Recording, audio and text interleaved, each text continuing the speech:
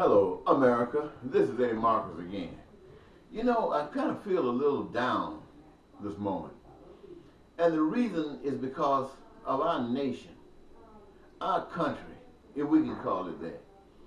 You remember those of you who are not teenagers, some of you who are, let's say, 30s, 40s, 50s. The kids, well, they don't know too much about this country. But we've seen some things. And obviously, America has always presented her biases. This is a nation who shut the woman's mouth up, put a muzzle on her, turned blacks into slaves. I mean, this nation has its ugliness. But it appeared that in the past it always tried to show some kind of decency. They even tried to make it seem as if they were giving black people back their freedom. Now, we never got that freedom, but they wanted to make us think we were getting that freedom back. We had a chance to come out the cotton fields and become school teachers and policemen and presidents, stuff like this.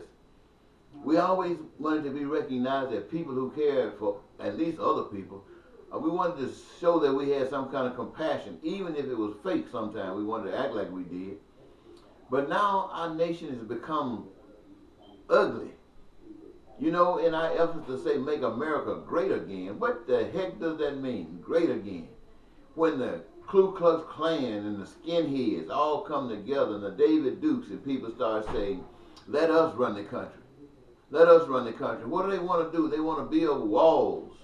You know, Ronald Reagan went over and told Gorbachev, tear down this wall. Because walls represented bondage. Walls represented things that were ugly.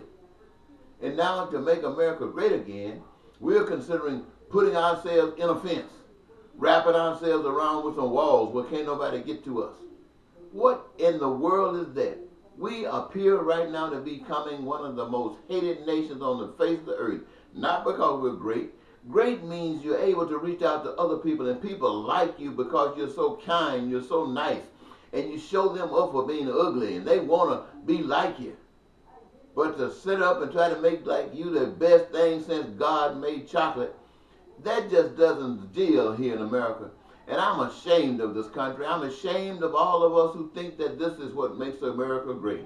In fact, I'm so ashamed of this that I'm going to try to beg you, all of you, who love peace, who love prosperity, who love joy, who wants to be humble and loving and ready to get off any ugliness that ever comes around you, to make me president in 2020. You make me president. But let's start by sending me to Washington as the next senator from the state of Minnesota, replacing Al Franken, so I can go and teach America how to be a loving, kind people. They are ugly people, my friends. They don't even know how to do anything. They can't come together on anything. We have just become a demoralized bunch of junk. But we still got potential. We still got a heart that just needs to be rejuvenated. We still got compassion. It just needs to be guided a little bit to let folks know that love is doing for others, not just doing everything for yourself. Just because you can ride in a big plane doesn't make you something else that a person who doesn't have a plane isn't. No, my friends, that guy, remember this, that was a scripture about a rich young ruler who said he did everything. He was kind and nice, treated people all these wonderful kind of ways. He was good. He didn't break the laws. He respected them and obeyed all of that. But the good master said, okay, you've done all that. Now I tell you what you do. Go sell all that you got and give it to the poor. He couldn't do that. So if the good master walked to Donald Trump and said, okay, Don, you're a great guy. You're a wonderful guy. But let's make you a little bit more wonderful. Go sell what you got and give it to the poor. What would Donald Trump do? You know darn well he wouldn't do that. He'd be just like that rich young ruler. Wouldn't do it. And I want to be honest with you, no rich person will do it. So those of you who suffer in America, if you think a rich person is your answer, you have been deceived, my friends. You have truly been deceived. Now, they say that Jesus was a poor one. They didn't have anything. He wasn't concerned about those kinds of things. And when whoever run this world offered him everything, he said he wasn't selling his soul to get it.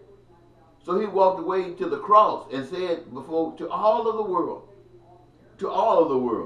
before you sell your soul to get anything out there that the Father has given you freely, come to the cross. Now, I know you don't want to go to the cross. I'm not asking you to go to the cross. Jesus said, before you sell your soul, come to the cross. What I'm going to ask you to do is, before you sell your soul, make a change. Change this nation to be like Jesus wanted it to be. Change it by your own power, doing what Jesus Christ said do. Now, I know many of you don't believe in Jesus Christ. I don't care if you do, if you don't. Change the system by changing who you are, the way you appear, the way you act, and make yourself great. And we will have a great nation. And we won't have to be ashamed. We won't have to be sending people who have come to this country hoping that they could be something great in this here country, sending them back over the water, sending them back over the borders because we don't like them.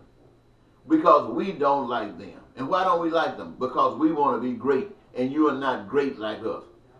Come on, my friends, my sisters, my brothers. America is better than that. You are better than that. So let us shine. Let us prove to ourselves, to our people, and to the world that we are better than that. And to make America great again is a trip.